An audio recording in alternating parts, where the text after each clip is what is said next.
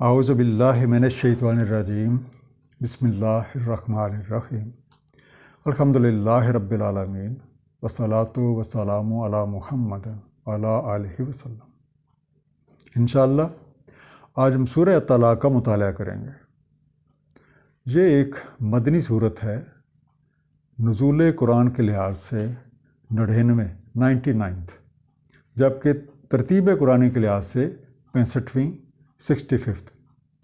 اس صورت میں کل 12 آیات ہیں جو کہ 2 رکوع پہ مشتمل ہیں۔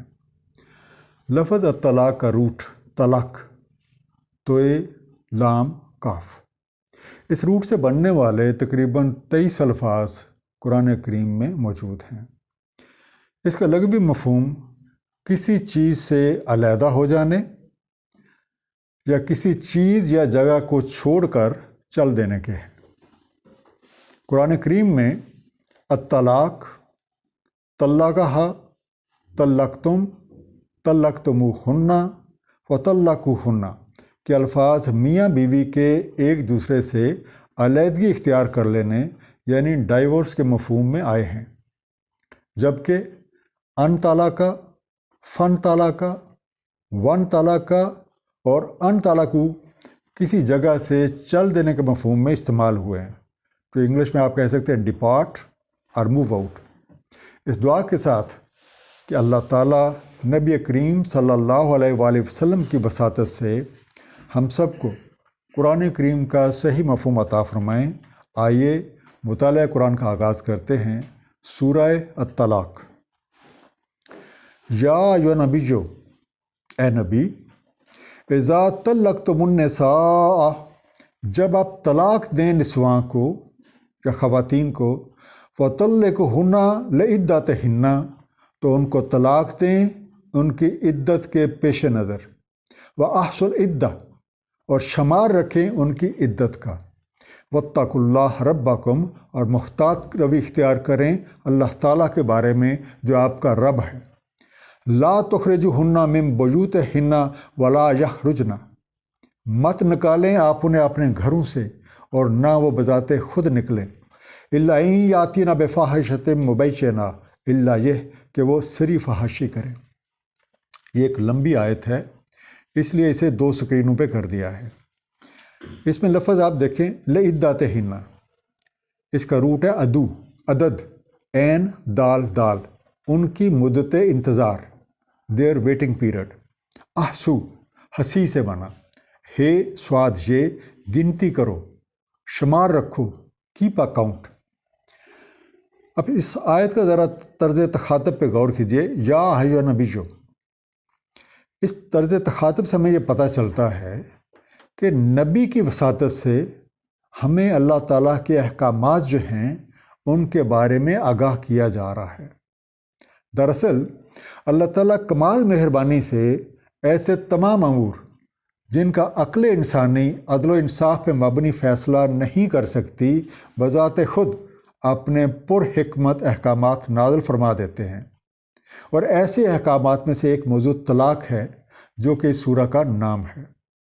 اللہ تعالیٰ نے اس پوری کائنات کو 2 رخوں میں تشکیل کیا ہے، اور دونوں رخوں میں ظاہر اور باطن کے ساتھ مذکر اور مؤنث رخ بھی بنائے ہیں۔ مذکر اور مؤنث روحوں کے ملاپ سے محبت، یگانگت اور باہمی الفت کے ذریعے نسل انسانی بڑھانے کا سلسلہ قائم ہے۔ اللہ تعالیٰ نے میاں بیوی کو ہم لباس قرار دیا ہے، جیسے کہ سورہ البقرہ کی آیت نمبر 187۔ ترجمہ، وہ لباس ہیں تمہارے لیے اور تم لباس ہو ان کے لیے۔ ماں باپ دونوں کے اعتماد اور محبت اور شفقت سے اولاد کی بہترین تربیت ہو جاتی ہے، اور اللہ تعالیٰ کے نزدیک سب سے بڑی برائی میاں اور بیوی میں جدائی ڈالنا ہے۔ لیکن اگر میاں اور بیوی کے مزاج میں کوشش کے باوجود بھی ہم آہنگی نہ ہو تو بامر مجبوری دونوں الگ ہو سکتے ہیں۔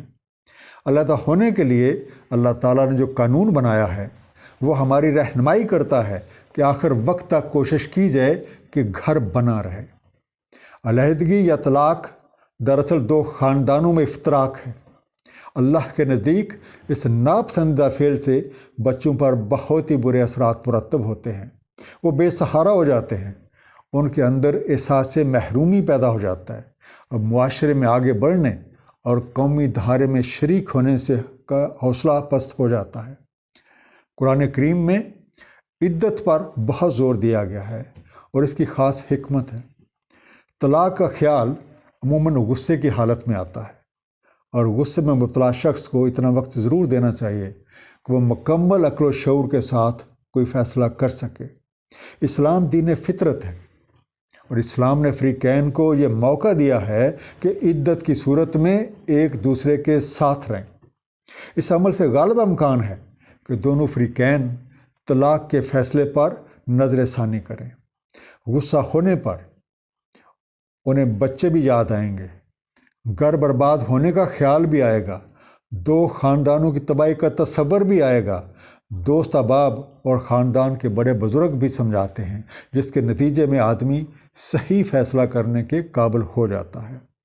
اسی حکمت کے پیش نظر اس آیت میں یہ احکامات دیے گئے ہیں کہ دوران عدت نہ تو خواتین کو گھر سے نکالا جائے اور نہ وہ از خود گھر چھوڑ کے چلی جائیں، الا یہ کہ وہ کسی کھلی بے حیائی کی مرتکب ہوں۔ وَتِلْكَ حدود اللہ، یہ اللہ تعالیٰ کی حدود ہیں۔ وَمَن يَتَعَدَّ حدود اللہ، اور جو بھی کوئی تجاوز کرے اللہ تعالیٰ کی حدود سے، فَقَدْ ظَلَمَ نَفْسَهُ، تحقیق اس نے ظلم کیا اپنے ہی اوپر۔ لا تدری، تمہیں نہیں ہے معلوم، لعل اللہ یحدث بعد ذلک امرا، کہ شاید اللہ تعالیٰ بنا دے کو بات بعد اس معاملے کے۔ یتعدی، ادو سے بنا، عین دال واو، تعدی کرے، ٹرانسگریس۔ تدری، دری سے بنا، دال رے یہ، تم جانتے، یو نو۔ اس آیت میں متعلقہ ایسی خاتون کو کہا گیا ہے جس کو ایک یا دو طلاق دی جا چکی ہوں۔ شرعی لحاظ سے پہلی طلاق کو رجعی، دوسری کو بائن، اور ان دونوں میں رجوع کا حق حاصل ہے، اور تیسری طلاق مغلظ کہلاتی ہے، جس کے بعد زوجین میں تعلق ختم ہو جاتا ہے۔ اس آیت کے حوالے سے قرآن کریم کے طریقہ تخاطب کے مطابق طلاق دینے والے پر لازم ہے کہ وہ پہلے طلاق رجعی دے، پھر طلاق بائن، اور اگر اس کے بعد بھی اختلافات ختم نہیں ہوتے تو طلاق مغلظ دی جائے۔ اب جو شخص بھی اللہ تعالیٰ کی حدود یعنی مقرر کردہ طریقہ کار سے تجاوز کرتا ہے تو در حقیقت وہ اپنے ہی اوپر ظلم کرتا ہے۔ فَإِذَا بَلَغْنَ أَجَلَهُنَّ، پس جب پہنچ جائیں وہ اپنی مدت مقرر کو، فَأَمْسِكُوهُنَّ بِمَعْرُوفٍ، تو روک لو انہیں معروف طریقہ سے، او فارقوهن بمعروف، یا جدا ہو جاؤ ان سے معروف طریقے سے۔ وَأَشْهِدُوا ذَوَيْ عَدْلٍ مِّنْكُمْ، اور گواہ بنا لو دو صاحب عدل اپنے میں سے۔ وَأَقِیمُوا الشَّهَادَةَ لِلَّهِ، وَأَقِیمُوا الشَّهَادَةَ لِلَّهِ، اور قائم کرو شہادت اللہ تعالیٰ کے لیے۔ ذَالِکُمْ یُوعظُ بِهِ مَنْ کَانَ یُؤْمِنُ بِاللَّهِ وَالْیَوْمِ الْآخِرِ، یہی ہے جس کا واعظ کیا جاتا ہے اس کو جو ایمان رکھتا ہے اللہ تعالیٰ پہ اور یوم آخر پہ۔ وَمَن یتق اللہ، اور جو کہ محتاط روی اختیار کرتا ہے اللہ تعالیٰ کے بارے میں، یجعل اللہ مخرجا، تو وہ اس کے لیے نکلنے کی کوئی راہ پیدا فرما دیتا ہے۔ فارقوہن، فرق سے بنا، فے رے کاف، ان سے فراق کر لو، ان سے الگ ہو جاؤ، پارٹ فرام دیم۔ مخرجن، خرج سے بنا، خے رے جیم، چھٹکارا، مخرج کو نکلنے کی راہ، اے وے آؤٹ۔ اللہ تعالیٰ کے مقرر کردہ طلاق کے عمل کی ترتیب سورہ البقرہ کی آیات 229 سے 232 میں بیان ہوئی ہے، اور طلاق کی یہی ترتیب اس سورہ کی ابتدائی آیات میں ہے۔ ان آیات کے مطالعہ سے ہمیں معلوم ہو جاتا ہے کہ طلاق 2 بار ہے۔ اس کے بعد یا تو خاتون کو روک لیا جائے یا اسے بھلے طریقے سے رخصت کر دیا جائے۔ طلاق کا طریقہ مرحلہ وار ہے، اور ان مراحل کے درمیان عدت کا وقفہ ہے تاکہ فریقین کو سوچنے اور سمجھنے کا موقع مل سکے، اور اگر نباہ کی کوئی صورت نظر آتی ہو تو خام خواہ علیحدگی کیوں اختیار کی جائے۔ نبی پاک صلی اللہ علیہ وآلہ وسلم کے ارشاد مبارک ہے، حلال چیزوں میں سے اللہ تعالیٰ کو سب سے ناپسند چیز طلاق ہے۔ بہرحال اگر کوشش کے باوجود نبھا کی کوئی شکل نظر نہ آئے تو قاعدے اور قانون کے مطابق علیحدگی اختیار کی جائے۔ قرآن کریم میں اس تیسری اور حتمی طلاق کا ذکر سورہ البقرہ کی آیت نمبر 230 میں ہے۔ ترجمہ: پس اگر وہ اسے طلاق دے دے تو نہیں ہے وہ حلال اس کو اس کے بعد، حتیٰ کہ وہ نکاح کرے کسی زوج غیر سے۔ تو اگر وہ طلاق دے دے اسے تو نہیں کچھ مضائقہ دونوں پر کہ باہمی مراجعت کر لے، اور اگر انہیں گمان غالب ہو کہ قائم رکھیں گے حدود اللہ، اور یہ اللہ تعالیٰ کی حدود ہیں، کھول کر بیان فرما رہا ہے علم رکھنے والے لوگوں کے لیے۔ دوسری انتہائی اہم بات طلاق کے موقع پہ دو گواہوں کا موجود ہونا ہے۔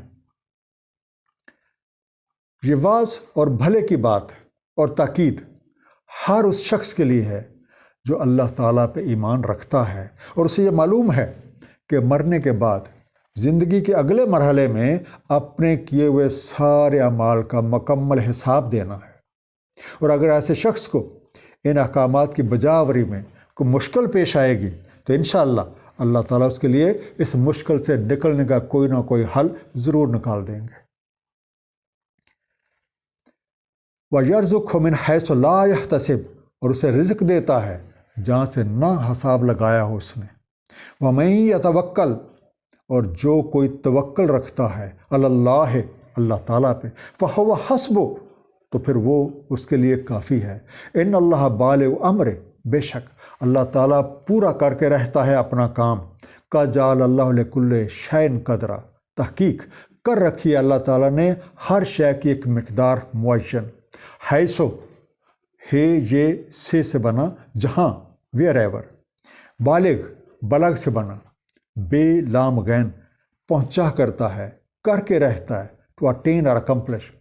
اب ان مشکلات میں جو پیش آ سکتے ہیں طلاق کی صورت میں معاشی مسائل بھی ہو سکتے ہیں، لیکن جو کوئی بھی اللہ تعالیٰ پہ مکمل بھروسہ رکھتے ہوئے قوانین ربی کے مطابق عمل کرتا رہتا ہے تو اللہ تعالیٰ ایسے کسی شخص کو بے سہارا نہیں چھوڑتے، اسے ایسے طریقوں سے رزق مہیا فرما دیتے ہیں جن کے بارے میں اس نے کبھی سوچا بھی نہ ہو۔ اپنے معاملات میں اللہ تعالیٰ پہ بھروسہ رکھنے والے متوکل کہلاتے ہیں، اور اللہ تعالیٰ قرآن کریم کی روح سے توکل کرنے والوں سے بہت ہی محبت فرماتے ہیں۔ وَاللَّائِي يَئِسْنَ مِنَ الْمَحِيضِ مِن نِّسَائِكُمْ، اور جو مایوس ہو چکی ہیں حیض سے تمہاری نسواں سے، جو خواتین حیض سے مایوس ہو چکی ہیں، ان ارتبتم فعدتہن ثلاثۃ اشہر، اور اگر تمہیں شک و شبہ ہو سو ان کی عدت 3 مہینے ہیں۔ واللائی لم یحضن، اور جو حیض نہیں ہیں ان کے لیے بھی 3 مہینے ہیں۔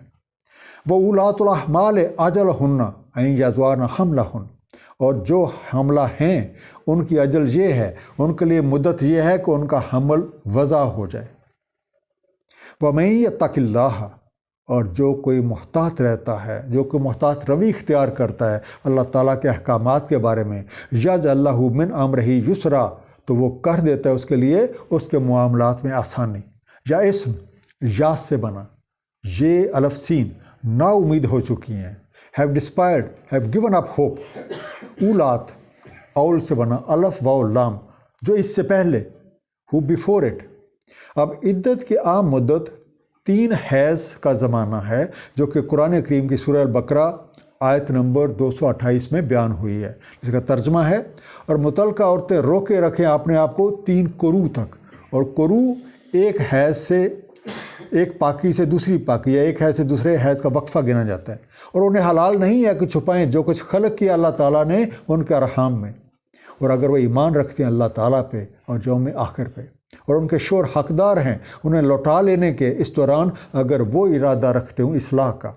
اور ان عورتوں کے لیے مثل عورتوں کے حقوق ہیں بمطابق دستور کے، البتہ مردوں کے لیے ان پر ایک درجہ ہے، اور اللہ تعالیٰ عزت والا، حکمت والا ہے۔ جبکہ کم عمری، زیادہ عمر یا کسی جسمانی خرابی کی وجہ سے اگر حیض نہیں آتا تو اس صورت میں عدت کی مدت 3 ماہ ہے۔ جبکہ حاملہ خواتین کے لیے یہ مدت وضع حمل تک ہے۔ ذالک امر اللہ ہے، یہ امر ہے اللہ تعالیٰ کا، انزلہ الیکم، جو نازل فرمایا اس نے تمہاری طرف۔ ومن یتق اللہ، تو جو کوئی باریک بینی اختیار کرتا ہے، جو کوئی محتاط روی اختیار کرتا ہے، جو کفر عنہ سیئات ہی، اللہ تعالیٰ جھاڑ دیتا ہے اس سے اس کی برائیاں، وَیُعْظِمْ لَهُ اجرا، اور بڑھا دیتا ہے اس کے لیے اجر۔ امر کا لفظ ہے، الف میم رے سے بنا، معاملہ، کوئی کام، کمانڈ، میٹر، یتّا کے وکی سے بنا، محتاط روی اختیار کرتا ہے۔ ریفرنس، یوزم عزم سے بنا، این زوئے میم، عظیم کر دیتا ہے، بڑھا چڑھا دیتا ہے، میکس دیٹ گریٹ۔ طلاق کے مختلف مراحل، ان کی ترتیب، عدت کی مدت اور اس کے پیش نظر حکمت اللہ تعالیٰ نے مکمل وضاحت کے ساتھ بیان فرما دیا ہے۔ اس لیے ہماری بہتری اس امر کے بہترین پہلو پہ عمل کرنے کی ہے، اور جو شخص بھی قوانین ربی پہ عمل پیرا رہے گا، اللہ تعالیٰ اس کے مشکلات کو دور فرما دیتے ہیں اور اسے اجر عظیم بھی دیتے ہیں۔ اسکنوہن من حیث سکنتم من وجدکم، سکونت پذیر رکھو انہیں جہاں تم خود سکونت رکھتے ہو اپنی حیثیت کے مطابق۔ وَلَا تُضَارُّوهُنَّ لِتُضَيِّقُوا عَلَيْهِنَّ، اور نہ ضرر پہنچاؤ انہیں کہ تنگ کر دو انہیں۔ وَإِن كُنَّ أُولَاتِ حَمْلٍ، اور اگر وہ حاملہ ہوں، فَأَنفِقُوا عَلَيْهِنَّ، تو نفقہ دو انہیں، تو خرچہ دو انہیں، حتیٰ یضعن حملہن، حتیٰ کہ ان کا حمل وضع ہو جائے۔ فَإِنْ أَرْضَعْنَ لَكُمْ فَآتُوهُنَّ أُجُورَهُنَّ، سو اگر وہ دودھ پلائیں تمہاری خاطر تو دو انہیں ان کی اجرت۔ وَأْتَمِرُوا بَيْنَكُمْ بِمَعْرُوفٍ، اور باہمی امور معروف طریقے سے یا دستور کے مطابق طے کر لیا کرو۔ وَإِنْ تَعَسَّرْتُمْ، اور اگر تمہیں کو باہمی دشواری ہو، فَسَتُرْضِعُ لَهُ أُخْرَى، تو رضاعت کرے یا اس بچے کو دودھ پلائے کوئی اور خاتون۔ وجدکم، وجد، تم موجود پاتے ہو یا تمہارے پاس ہے، your means, you have, you possess. تعاثرتم، اثر سے بنا، این سین رے، اسرت یا تنگی محسوس کرو، یو ہیو ڈیفیکلٹی۔ اب دوران عدت متعلقہ خاتون اپنے میاں کے ساتھ اسی گھر میں رہے گی جس میں وہ خود رہ رہا ہے، اور اس کا نان نفقہ بھی میاں کے ذمہ ہے۔ حاملہ خاتون کی عدت وضع حمل تک ہے۔ اگر اس کے بعد کوئی شخص اس بات کی خواہش رکھتا ہے کہ وہ اس کے بچے کو دودھ پلائے تو دستور کے مطابق اس خاتون کو اجرت دینے کا پابند ہے، اور اس اجرت کی مقدار جو ہے وہ باہمی رضامندی اور جو معاشرے میں ایک جو رواج موجود ہے، معاشرے میں جو دستور موجود ہے، یہ اس کے مطابق ہوگی۔ دوسری صورت میں اس شخص کو اجازت ہے کہ اپنے بچے کو دودھ پلانے کے لیے کسی اور خاتون جو ہے ان سے رجوع کر لے اور اس سے جو ہے اس کا معاوضہ طے کر لے۔ لِجُنْفِقْ، اور چاہیے کہ خرچ کرے، ذو سعۃ من سعۃ، صاحب وسعت اپنی وسعت کے مطابق۔ وَمَنْ قُدِرَ عَلَيْهِ رِزْقُهُ، اور جو کوئی کہ نپاتلا رزق ہے اس کے پاس، فَلْيُنْفِقْ مِمَّا آتَاهُ اللَّهُ، تو نفقہ کرے، تو خرچ کرے اس سے جو کچھ دے رکھا ہے اللہ تعالیٰ نے اسے۔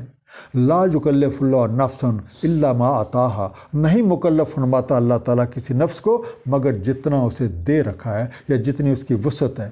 سیجعل اللہ بعد عسر یسرا، ان قریب کر دیتا ہے اللہ تعالیٰ بعد عسرت کے آسانی۔ ساعتے ہی، وسع سے بنا، واو سین این، وسعت، ہز ایمپلنس۔ یکلف، کلف سے بنا، کاف لام فے، بوجھ ڈالتا ہے، برڈن۔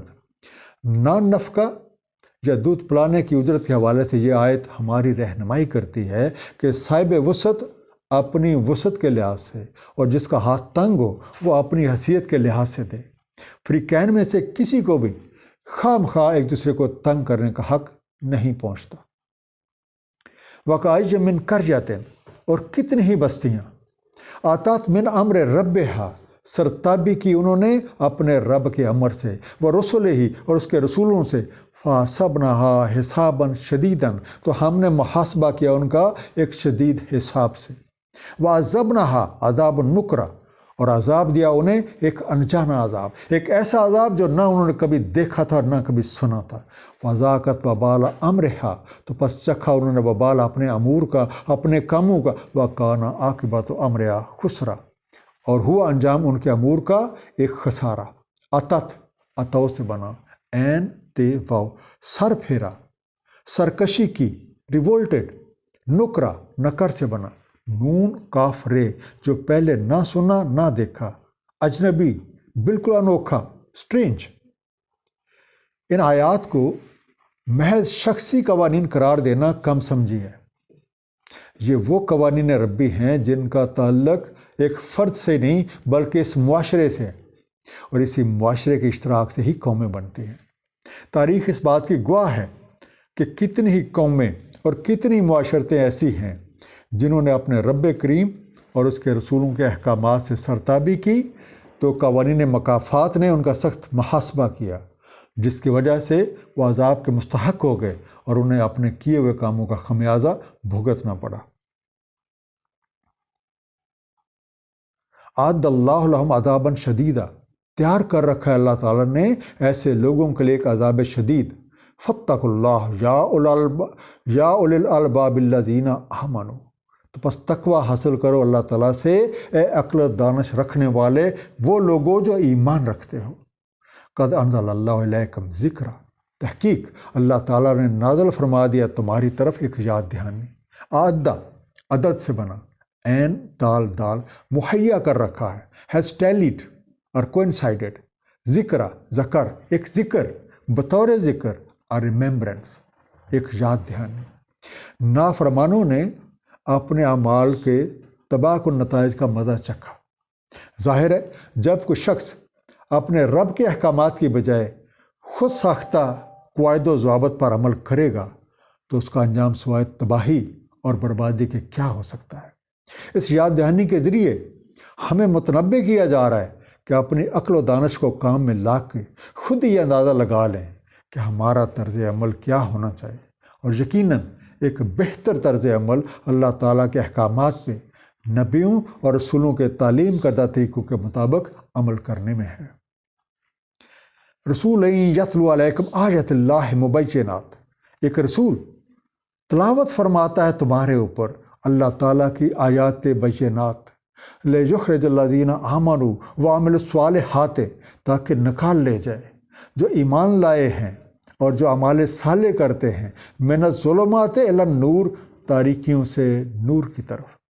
ومن یؤمن باللہ، اور جو کوئی ایمان رکھتا ہے اللہ تعالیٰ پہ، ویعمل صالحا، اور عمل صالح کرتا رہتا ہے، یدخل جنات تجری من تحت الانہار خالدین فیہا ابدا، تو داخل فرما دیتا ہے انہیں جنت میں کہ جاری ہیں ان کے تحت نہریں، رہیں گے انہی میں ابداً، ہمیشہ ہمیشہ کے لیے۔ قد احسن اللہ لہ رزقا، تحقیق اللہ تعالیٰ نے احسن رکھا ہے ان کے لیے رزق۔ یتلو، تلو سے بنا، تے لام واو، وہ پڑھ سناتا ہے، وہ سمجھاتا ہے، ہی ریسائٹس۔ ظلمات، ظلم سے بنا، ظلمات، اندھیرے، ظلم ہی ظلم، ڈارکنیس۔ ابداً، ابد سے بنا، الف بے دال، ابدی طور پہ، ہمیشہ کے لیے، یا آپ کہہ سکتے ہیں جب تک یہ نظام قائم ہے، ایور لاسٹنگ۔ اس آیت میں رسولوں کی وساطت سے دلائل روشن کو پیش کرنے کا مقصد واضح فرما دیا گیا ہے، جس کے مطابق جو لوگ بھی ان تعلیمات کو صدق کے دل سے قبول کر کے ان پہ عمل پیرا ہو جاتے ہیں تو وہ گویا اندھیروں سے نکل کے ایک راہ روشن پہ آ جاتے ہیں، انہیں اپنی منزل صاف نظر آتی ہے اور وہ اس پہ ثابت قدمی سے چلتے ہوئے اپنی منزل مقصود تک پہنچ جاتے ہیں۔ اللہ الذی خلق سبع سماوات ومن الارض مثلہن، اور اللہ تعالیٰ جس نے خلق فرمائے 7 آسمان اور زمین سے انہی کی مثل۔ یتنزل الامر بینہن، نازل ہوتا ہے اس کا امر ان کے مابین، لتعلموا، تاکہ تمہیں علم ہو جائے، تاکہ تمہیں معلوم رہے ان اللہ علی کل شیء قدیر کہ اللہ تعالیٰ ہر شے پہ قادر ہے، اللہ تعالیٰ ہر شے پہ قدرت رکھتا ہے، وَأَنَّ اللَّهَ قَدْ أَحَاطَ بِكُلِّ شَيْءٍ عِلْمًا، اور یہ کہ اللہ تعالیٰ نے احاطہ فرما رکھا ہے ہر شے کا علم۔ مثلہ ہونا، مثل سے بننا، میم سے لام، انہی کی مثل، انہی کی طرح، لائک آف دیم۔ یہ سارے انتظامات اسی اللہ کی طرف سے ہے جس نے اپنے علم سے یہ کائنات تخلیق کی اور ہم سب کو بنایا۔ اسی ذات نے اس کائنات کی فضاؤں میں متعدد بلندیوں کو خلق فرمایا اور ہر بلندی کے مقابل اسی جیسی پستی کو بھی۔ ہر آسمان اور اس کی زمین کے مابین اللہ تعالیٰ کا امر نازل ہوتا رہتا ہے اور اسی کے مطابق یہ سرگرم عمل رہتے ہیں۔ یہ باتیں بیان کرنے کا مقصد یہ ہے کہ ہمیں یہ علم ہو جائے کہ کائنات کی ہر شے اللہ تعالیٰ کے مقرر کردہ پیمانوں کے مطابق چل رہی ہے۔ اس کارخانہ کائنات کی کوئی بھی چیز اللہ تعالیٰ کے علم سے باہر نہیں ہے، اور ہماری بھلائی کائنات کے ساتھ ہم آہنگ ہو کے رہنے میں، یعنی رضائے ربی کے تحت زندگی بسر کرنے میں ہے۔ مختصر سا خلاصہ، اور سب سے پہلے طلاق واقع ہونے کے لیے اللہ تعالیٰ کی طرف سے جو ہدایات دی گئی ہیں ان کا خلاصہ۔ پہلی بات، طلاق وقفوں کے درمیان دی جائے۔ قرآن کریم نے واضح طور پر بیان کر دیا ہے کہ اگر میاں بیوی میں صلح کی کوئی صورت نہ نکل رہی ہو تو طلاق رجعی دے کر دونوں ایک ہی گھر میں الگ ہو جائیں، اور اس علیحدگی کو قرآن نے عدت کہا ہے۔ عدت ایک ایسی حکمت عملی ہے جو میاں بیوی کو سوچنے اور سمجھنے کا موقع فراہم کرتی ہے، اور اس حکم سے اللہ تعالیٰ جو اپنے مخلوق سے سب سے زیادہ آگاہ ہیں، فریقین کو ٹھنڈے دل سے اپنی غلطیوں اور کوتاہیوں اور ایک دوسرے کے برتاؤ پہ غور کرنے کا موقع فراہم کرتے ہیں۔ اس صورت کی پہلی آیت سے یہ مفہوم اخذ ہوتا ہے کہ طلاق رجعی کے بعد فریقین میں مفاہمت ہو یا علیحدگی، دونوں صورتوں میں دو صاحب عدل گواہ موجود ہونا چاہیے۔ یہ حکم بتاتا ہے کہ نکاح کی طرح طلاق کے معاملہ میں بھی گواہی بہت ضروری ہے۔ طلاق کے حوالے سے سورہ بقرہ کی آیت نمبر 231 کا مفہوم ہے کہ دوران عدت مردوں کو کوئی حق نہیں پہنچتا کوئی اس معاملے میں عورتوں کو ستائیں یا کوئی زیادتی کریں۔